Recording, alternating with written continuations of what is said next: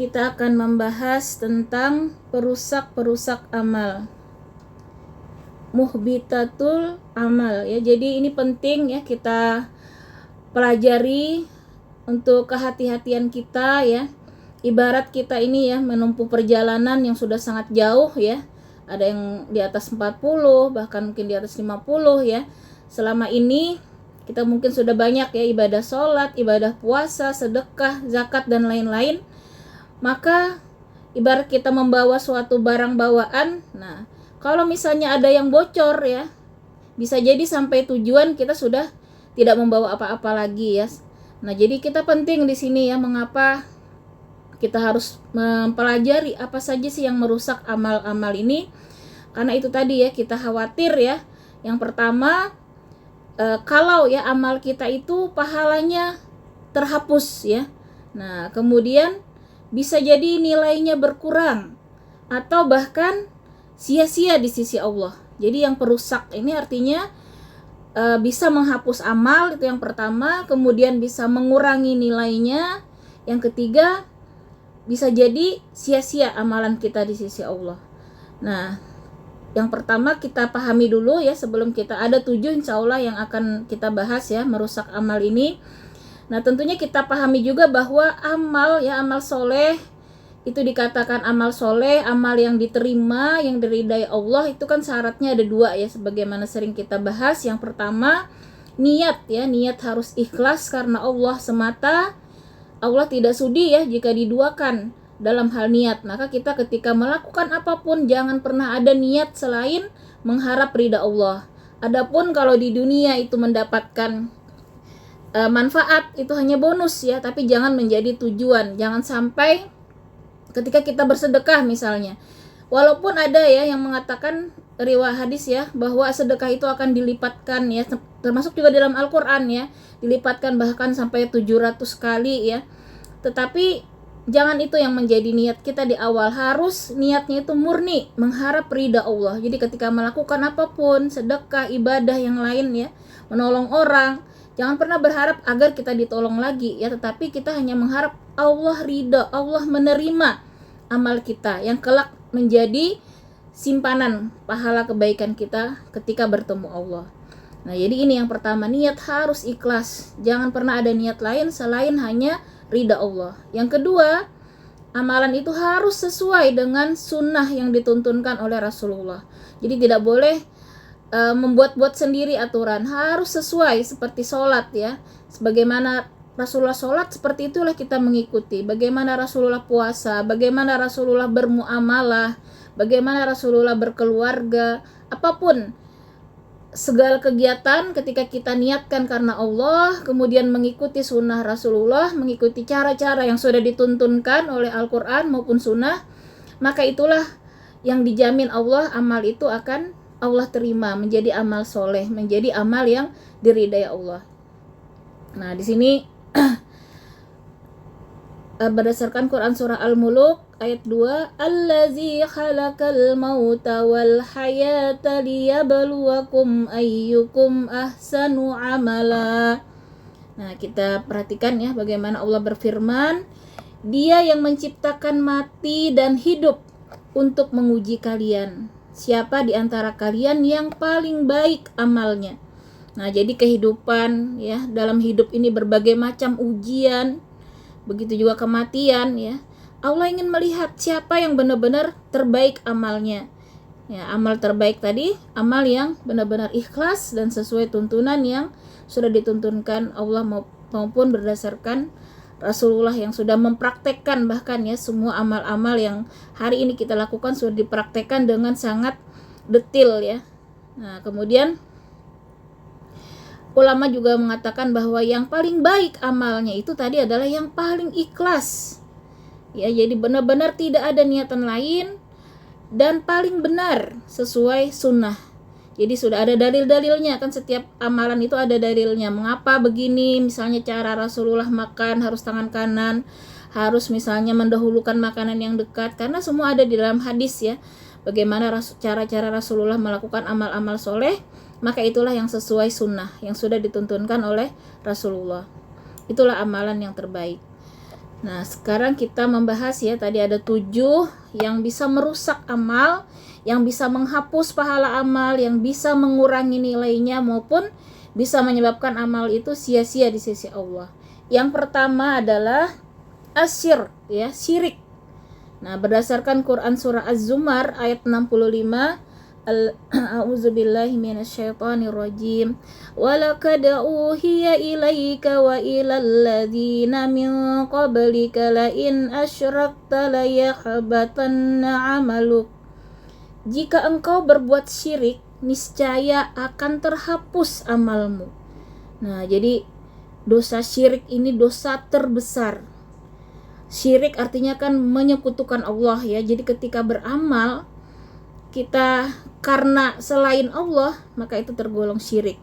Maka jangan pernah sekali-kali ya kita mendekati hal-hal yang merusak ya akidah kita ini. Karena syirik ini akan menghapus seluruh amal. Nah, ini paling berat ya. Jadi ketika syirik, semua amalan yang sudah kita lakukan berpuluh-puluh tahun itu terhapus semuanya. Dan Allah tidak akan mengampuni dosa syirik ini jika tidak bertobat ya sebelum sampai kerongkongan ya. Jadi kalau masih nyawa itu belum di kerongkongan ya, belum di tenggorokan, itu tobat masih diterima. Tapi kalau sudah di tenggorokan seperti Fir'aun ya, dia bertobat tapi ruhnya udah ditarik sampai kerongkongan, maka tidak akan diterima. Karena itu mungkin kita pernah dulu datang ke orang pintar ya, kan bahasanya kadang orang pintar, tapi di situ ada kesyirikan ya, suruh kadang pakai ayam hitam segala macam, itu termasuk syirik. Jadi tidak, walaupun kadang labelnya itu ulama ya, tapi hal-hal yang berbau syirik ditulis di mana, nanti diikat di sini jimat seperti itu, nauzubillah min dzalik ya. Kalau kita dulu tidak tahu ya, kita sungguh-sungguh hari ini bertobat karena kita tidak tahu ya, karena itu dosa yang sangat besar, menghapus seluruh amal-amal kita. Jadi dosa syirik ini kalau tidak ditobati maka termasuk ya kafir ya, kan bahaya sekali ya. Jadi percaya, kadang kalau zaman dulu ya kita kadang percaya ini ada apa gitu, tanda-tanda alam kadang yang tahayul, tapi ya yang tahayul. Nah, yang mitos-mitos itu termasuk kesyirikan. Maka ini hati-hati sekali. Misalnya kita tidak mau bepergian, tidak mau melakukan ini ke hari ini karena seperti ini. Nah, dulu kan sering ya kalau zaman dulu di orang tua ya, karena kurangnya ilmu ya. Nah, kalau sekarang kan kita sudah tahu, misalnya pelangi, dulu kan dibilang tangga bidadari ya misalnya, padahal sudah kita pahami itu adalah peristiwa alam ya. Begitu juga banyak kejadian-kejadian yang zaman dulu itu dianggap mitos dan kita percaya itu adalah kesyirikan ya. Jadi paling besar ini dosanya yang pertama, bahkan menghapus seluruh amal-amal yang sudah kita lakukan. Nah, kemudian yang kedua adalah riya ya. Berdasarkan Quran surah Al-Maun ayat 6, allazina hum yuraun, yaitu orang-orang yang berbuat riya. Nah, berarti kemudian berdasarkan hadis riwayat Muslim, Rasulullah juga bersabda, ana agnas syuraka i'anis syarki, aku tidak butuh sekutu, siapa yang beramal dengan menyekutukanku, aku tinggalkan dia. Nah, jadi riya ini amalan yang dilakukan untuk dilihat manusia, karena dia juga termasuk syirik kecil ya. Nah, syirik tapi dianggap kecil karena memang masih ada ya niatnya untuk Allah, tapi juga untuk dilihat manusia. Nah, di sini sama ternyata ya, riya itu juga menghapus pahala amal. Allah juga tidak terima sama sekali ya ketika diduakan ya. Nah, kalau dilihat orang, di hadapan orang dia menunjukkan kesolehan, tapi nah di belakang ya dia melakukan kemaksiatan. Atau kalau di depan orang baik-baik gitu sholatnya misalnya kalau lagi bersama gitu, tapi kalau ada di sendirian, nah bisa jadi secepat kilat misalnya. Berarti selama ini dia melakukan amal itu karena ingin dilihat manusia. Sedekah misalnya, kalau nggak diumumkan marah misalnya ya. Nah, pengennya diumumkan. Ini juga hati-hati ya, termasuk contoh ya, contoh dari perbuatan riya. Nah, jadi melakukan amal karena ingin dilihat oleh orang lain. Kemudian yang ketiga ini kufur ya, kufur, murtad ya. Ini juga sama ya, akan menggugurkan seluruh amal. Berdasarkan Quran surah Al-Baqarah ayat 217. A'udzubillahi minasyaitonirrajim. wa may yartadid minkum an dinih fa ulaika habitat a'maluhum. Barang siapa murtad, maka gugurlah amal mereka. Nah, jadi semua amal itu hilang ya ketika murtad keluar dari Islam, itu sudah sangat jelas ya. Apalagi kalau meninggal ya dalam keadaan kafir, maka sia-sia semua amal ibadahnya. Ini yang ketiga.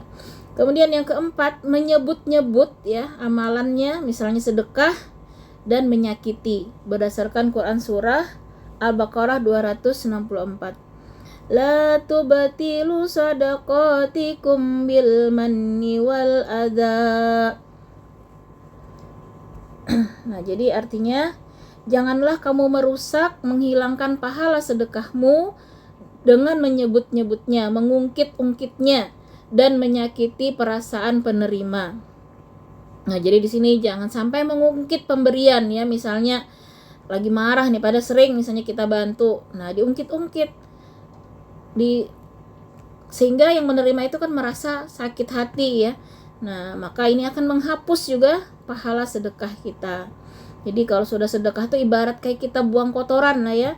Kalau kita buang kotoran itu ikhlas banget kan ya, nggak dilihat-lihat lagi, nggak apalagi mengambil ya. Harusnya seperti itu ketika kita melakukan sedekah ya. Maka benar-benar seperti kita membuang kotoran itu, kita tidak lihat-lihat lagi, tidak ungkit-ungkit lagi ya. Seperti itu. Jadi benar-benar niatnya hanya untuk Allah. Kita tidak peduli orang yang kita beri itu mau membalas, mau dia baik, mau tidak, itu urusan dia dengan Allah. Urusan kita hanya menata hati niat kita supaya Allah ridho, supaya Allah menerima sedekah ataupun ibadah-ibadah kita. Nah, kemudian yang kelima, ini adalah maksiat yang tersembunyi.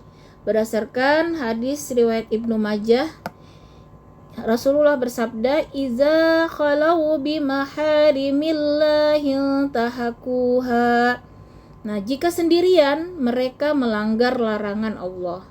Nah, jadi di depan orang kelihatan soleh, baik ya, tapi ternyata ketika tidak dalam sendirian dia bermaksiat.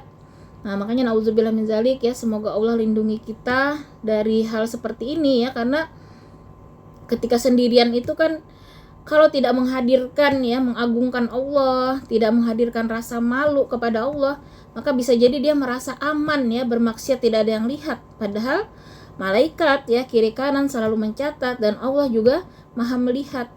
Makanya nauzubillah min zalik ya, mudahan Allah melindungi kita ya dari hal-hal yang saat ini ya kita mendengarlah beritanya bagaimana ya seorang yang selama ini dianggap alim tapi ternyata nauzubillah ya melakukan kemaksiatan misalnya. Maka ini ya bahayanya ya, maksiat tersembunyi. Di depan orang baik-baik tapi sendirian dia melakukan kemaksiatan ya. Nah, kemudian yang keenam, ujub ya, bangga diri. Berdasarkan hadis riwayat Tabrani, wa ijabul mar'i bi nafsihi, dan kekaguman seseorang terhadap dirinya sendiri. Nah, jadi di sini merasa amalnya itu hebat ya. Jadi merasa dia udah, jadi hati-hati walaupun misalnya banyak hafalan, banyak ilmu, jangan pernah merasa itu kehebatan kita ya, tapi harus disandarkan kepada Allah. Jadi jangan pernah kemampuan kita misalnya untuk melakukan sedekah, bangun malam misalnya, tilawah, itu semua karena anugerah Allah ya, bukan karena kita itu hebat. Jadi jangan pernah merasa kagum. Nah, mikirnya misalnya bikin status, alhamdulillah hari ini sudah bangun malam segala macam misalnya, itu kan hati-hati ya kalau sampai muncul rasa ujub tadi ya, bangga dengan diri, bangga dengan amal soleh. Nah, termasuk misalnya apapun itu ya, kita merasa mengklaim itu kehebatan kita, maka itu di sisi Allah ya, Allah sangat murka ya. Kita harus harusnya kita menyandarkan semua karunia ini karena dari Allah, bukan karena dari kita, bukan karena kehebatan kita. Dan itu akan menghancurkan ya keikhlasan ya. Jadi amal yang sudah kita bangun tadi ya, ibaratnya kita ini sudah membawa banyak tadi amal ya, bocor ya ibaratnya itu akibat hal-hal seperti ini. Walaupun sudah lama mungkin sudah lama kita ibadahnya, tapi diungkit-ungkit misalnya, pernah membantu, pernah apalah ya, diungkit-ungkit lagi ya, bangga gitu, maka sia-sia ya, walaupun amal itu sudah lama dilakukan. Jadi kita harus berhati-hati dijaga. Jadi kita benar-benar menjaga ya amal itu, kata Rasul ya, bahkan ibaratnya kita bersedekah tangan kanan, tangan kiri bahkan tidak perlu tahu, saking kita menyembunyikan ya, karena amal-amal yang tersembunyi inilah yang dijamin ya keikhlasan, kemudian keridaan Allah. Kalau yang diungkapkan itu belum tentu ya, bisa jadi nanti muncul tadi ria, muncul ujub ya. Tapi kalau amal yang tersembunyi hanya kita dan Allah yang tahu, insya Allah itulah amal-amal yang bisa sampai ya kita bawa nanti ke yaumil hisab. Karena masih panjang nih ya perjalanan kita tidak tahu sampai kapan kita masih hidup. Maka mudah-mudahan ya dengan kita menghindari poin-poin ini ya, ada 7, sehingga mudah-mudahan selamat kita masih membawa ya amal-amal soleh. Jangan sampai jadi manusia yang rugi, kata Rasul ya. Ini yang terakhir adalah ini ya, yang zalim ya kepada orang lain. Nah, berdasarkan hadis riwayat Bukhari Muslim, Rasulullah bersabda, la yu'khazanna min hasanatih, akan diambil dari kebaikannya untuk diberikan kepada orang yang dizalimi. Nah, ini termasuk yang rugi ya, yang bangkrut ya, kata Rasulullah. Jadi sahabat itu pernah bertanya, Rasulullah bertanya kepada sahabat ya, menurut kalian seperti apa orang yang bangkrut? Kata sahabat, yang habis hartanya, yang miskin segala macam, dari kaya jadi miskin. Kata Rasulullah, salah. Orang yang bangkrut itu adalah yang datang ya membawa amal yang banyak. Nah, di sini berdasarkan hadis riwayat Muslim, al-muflisu mayyati yaumal qiyamah bi salatin wa yati wa qad syatama hadza. Nah, orang yang bangkrut, kata Rasulullah, adalah yang datang dengan amal, tetapi karena pernah mencaci orang lain, menggibahi orang lain, menzalimi orang lain, dan lain-lain ya keburukan yang terkait ya dengan orang lain. Makanya di sini yang ketujuh ini ya, menzalimi orang lain ini akhirnya akan diambil, tadi kata Rasul ya, pahala-pahala yang sudah dia kumpulkan akan diambil oleh orang-orang yang dizalimi. Kalaupun ya nanti yang dizalimi belum cukup ya membayar, yang orang-orang yang dizalimi ini nanti datang menuntut ya, belum cukup membayar, maka dosanya, dosa orang-orang yang dizalimi ini akan dikasihkan ke dia ya, nauzubillah min zalik ya. Jadi hati-hati sekali ya terhadap manusia ini. Kita harus minta ridho, memang jangan sampai menyakiti orang lain, menzalimi orang lain, karena itu tetap akan dipertanggungjawabkan ya. Dan tadi menjadi bangkrut ya di yaumil hisab ketika kita belum ya meminta maaf, belum meminta ridho kepada orang tersebut. Nah, perkara nanti dimaafkan atau tidak itu urusan orang tersebut dengan Allah lagi ya. Jadi kita hanya wajib berusaha, wajib meminta maaf, wajib meminta halalnya. Misalnya kalaupun hutang ya wajib membayarnya. Perkara orang itu ridho atau tidak ridho, memaafkan atau tidak, itu urusan dia nanti dengan Allah. Jadi kita yang penting sudah berusaha ya untuk meminta maaf ya atas kezaliman yang pernah kita lakukan. Nah, jadi perusak-perusak amal ini tadi ya membuat amal itu sia-sia, kemudian rugi di akhirat ya, bahkan tadi masuk dalam golongan orang yang bangkrut atau disebut muflis ya. Muflis ini bangkrut ya. Nah, kemudian bagaimana tadi ya supaya kita tetap terjaga amal kita ini? Mudah-mudahan apa yang kita bangun selama ini, apa yang sudah kita kumpulkan, amal-amal soleh ini mudahan tidak ada yang rusak ya oleh hal-hal ini. Maka yang pertama kita harus jaga keikhlasan tadi ya, sebagaimana surat Al-Bayyinah, wa ma umiru illa liya'budullaha mukhlishina lahuddin. Al-Bayyinah ayat 5. Padahal mereka tidak disuruh kecuali supaya menyembah Allah dengan memurnikan ketaatan kepadanya dalam menjalankan agama yang lurus. Jadi benar-benar ikhlas ya melakukan apapun. Kita ikhlas, tidak pernah mengharap imbalan di dunia ini ya. Jadi semua ikhlas hanya mengharap ridhanya Allah. Allah menerima, tidak ada yang lain. Nah, kemudian ini cara menjaga ya amal kita, harus selalu merasa diawasi Allah ya, muraqabatullah. Harus sadar, kita harus sadar senantiasa setiap waktu kita, setiap tempat, dimanapun, kapanpun, sadar bahwa Allah maha melihat ya, melihat apa yang kita lakukan. Jadi walaupun kita sendiri, walaupun di tempat ramai, kita sadar bahwa Allah mengawasi, ada yang ditugaskan mencatat ya, tidak ada sebiji zarah pun kata Allah yang luput dari perhitungan, baik kebaikan ataupun keburukan ya. Jadi ini harus selalu kita sadari ya, bahwa muraqabatullah ini jangan sampai kita lengah ya, lupa ya kalau kita senantiasa diawasi oleh Allah.